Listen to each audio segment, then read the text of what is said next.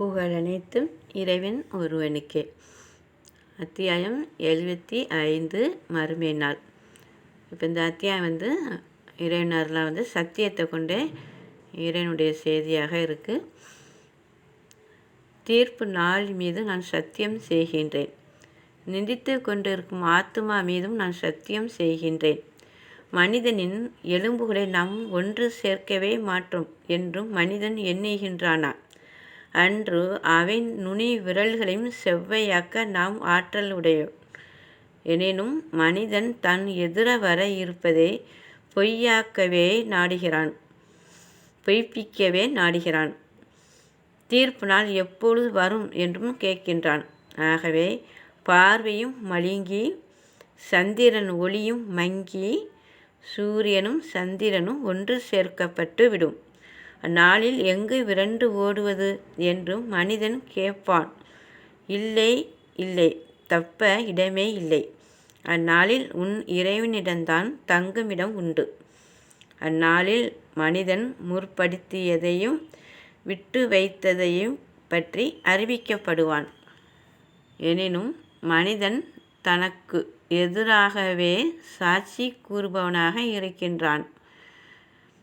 அப்போ இதை நம்ம நல்லா ஒவ்வொரு ஆயத்தையும் கவனித்து நம்ம பார்க்கணும்.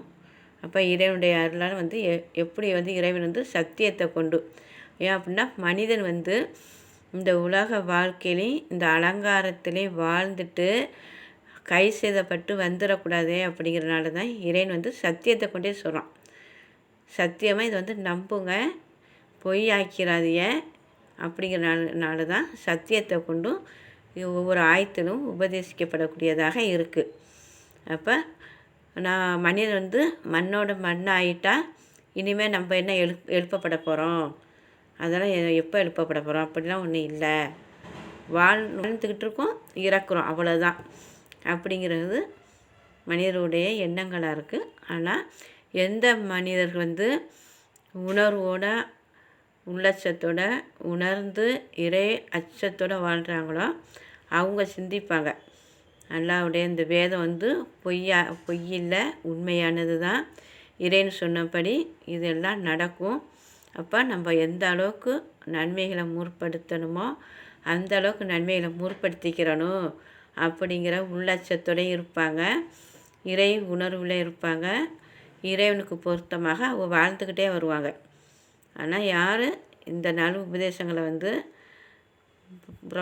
புறக்கணிக்கிறாங்களோ அவங்களுக்கு அந்த உள்ளட்சமோ பயமோ அங்கே இல்லாதனால தான் அவங்களால மறுமை வாழ்க்கை ஒன்று இருக்குது அப்படிங்கிறத அதை பொய்யாக்குறாங்க. அல்லாஹ் பாதுகாக்கணும். இந்த மாதிரி எண்ணங்கள்லேருந்து ஒவ்வொரு மக்களை அல்லாவுடைய படைப்பினங்கள் மக்கள் அனைவரையுமே இறைவன் ஒருவன் இருக்கான் அப்படிங்கிற உள்ளட்சமும் அந்த பயமும் இருக்கணும். யாருக்கு எந்த ஒரு தொல்லைகளும் கஷ்டங்களும் கொடுக்காம அவரவர் அவர் கொடுத்த அந்த ஒரு நற்பாக்கியங்களை வச்சு வாழ்ந்து யாருக்கும் எந்த ஒரு தொல்லைகள் கொடுக்காம வாழ்ந்து வரணும். இறைவனுடைய நல் உபதேசங்களை பின்பற்றி வாழ்ந்து வரணும். அப்போ மறுமை நாள் இருக்குது அப்படிங்கிறத உறுதியாக நம்பணும். நம்பிக்கையற்றவராக இருக்கக்கூடாது, நம்பிக்கையோடு இருக்கணும். அதனால இறைவன் சத்தியத்தை கொண்டே சொல்லியிருக்கான்.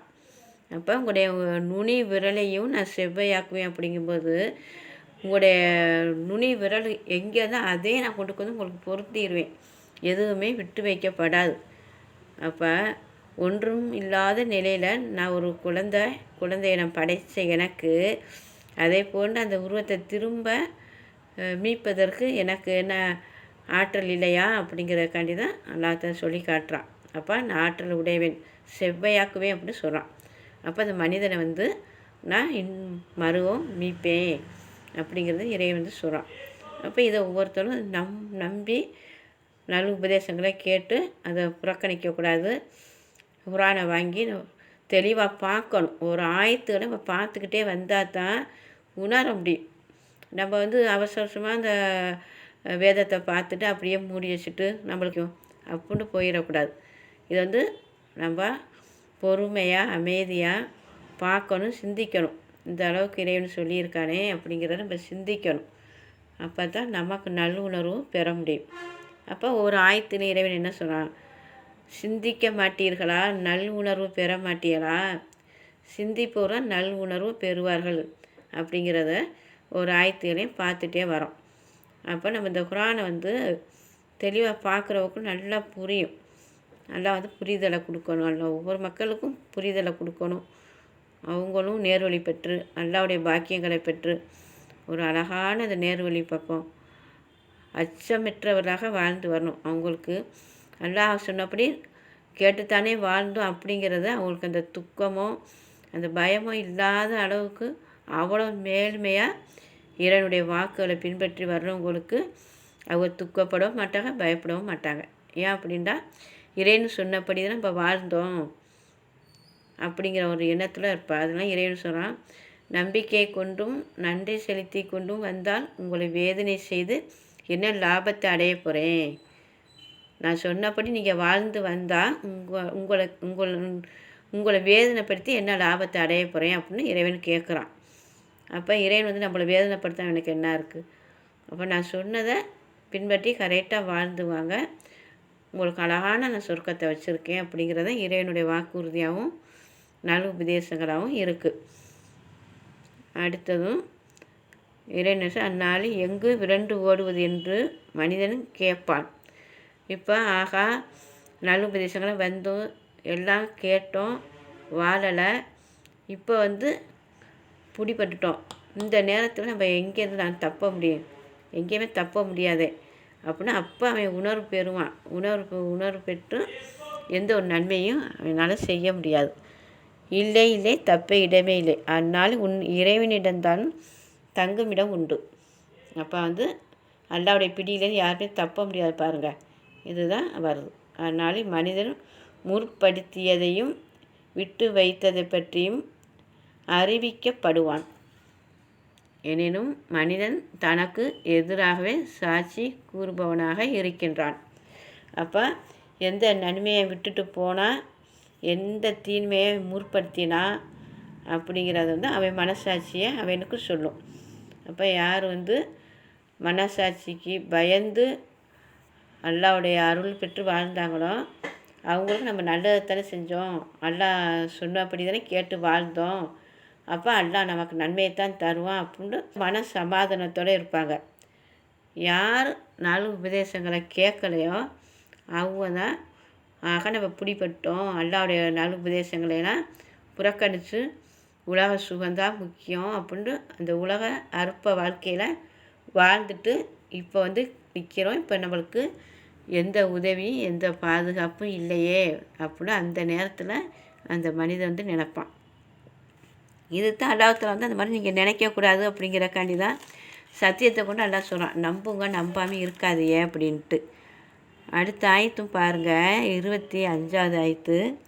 இடிப்பை ஒடுக்கி ஒரு பேராபத்து தன் மீது ஏற்பட போவதாக அவன் உறுதி கொண்டிருக்கும். அவ்வாற்றல்ல, தொண்டை குழி அடைத்து விட்டால் மந்திரிப்பவன் யார் என கேட்கப்படுகின்றது. ஆனால் அவனோ நிச்சயமாக இதுதான் தன் பிரிவு என்பதை உறுதி கொள்கிறான். நான் அங்கே படித்தோம் பார்த்தீங்களா, நாளில் தப்புறதுக்கு இடமே இல்லைன்னு அந்த ஆயத்து படித்தோம்ல. அந்த எத்தனாவது ஆயத்து, 12வது ஆயத்து படித்தோம். அந்நாளில் உன் இறைவனிடம்தான் தங்குமிடம். அதுக்கு மேலே 16வது ஆயத்து இல்லை இல்லை தப்ப இடமே இல்லை அப்படிங்கிற படித்தோம். அதே மாதிரி 28வது ஆயத்தின் ஆனால் அவனோ நிச்சயமாக இதுதான் தன் பிரிவு என்பதை உறுதி கொள்கிறான். இன்னும் கெண்டைக்காலுடன் பின்னிக்கொள்ளும் உன் இறைவன்பால் அந்நாளில்தான் இழுத்து செல்லப்படுதல் இருக்கின்றது. அப்போ எங்கே ஓட முடியாதுன்னு சொல்லி அந்த இடத்துல அவன் இருக்கும்போது அப்போ அவங்கள இழுத்து கொண்டு வரப்படக்கூடியதாக இருக்குது. ஆனால் உறுதி கொள்ளவும் இல்லை, அவன் பணியவும் இல்லை. அப்போ தப்பிடம் இல்லைன்ட்டு இருந்தானே அவங்கள இழுத்து வரப்பட்டவங்களுக்கு என்ன சொல்லுது அப்படின்னா, அல்லாஹ் உறுதி கொள்ளவும் இல்லை, மறுமை நாளை உறுதி கொள்ளவும் இல்லை, அதை அல்லாஹ்வுக்கு பணியவும் இல்லை. ஆகவே அவன் பொய்ப்பித்து புறக்கணித்தான். அப்போ அல்லாஹ்வுடைய நல்ல உபதேசங்களெல்லாம் அப்படி ஒரு மறுமை நாள் இருக்கா, இதுதான் உண்மையா, யார் போய் அப்படி போய் பார்த்துட்டு வந்தது, அந்த மாதிரி எத்தனை அந்த அறியாத மக்களை கேட்குறாங்க. அதனால தான் சொல்கிறாங்க, அல்லாஹ்வுக்கு பணிவோம் பணிய இல்லவே, அல்லாஹ்வுக்கு பணிவோம் இல்லை, அவன் பொய்ப்பித்து புறக்கணித்தான். அப்போ பொய்ப்பித்து புறக்கணித்தவனுக்கு என்ன, அவனுக்கு கேடுதான். அப்போ உனக்கு கேடுதான். இறைவன் என்ன சொல்கிறான் அப்படின்டா, உனக்கு கேடுதான், பின்னரும் உனக்கு கேடுதான் அப்படிங்கிறது இறைவனுடைய வாக்காக இருக்குது.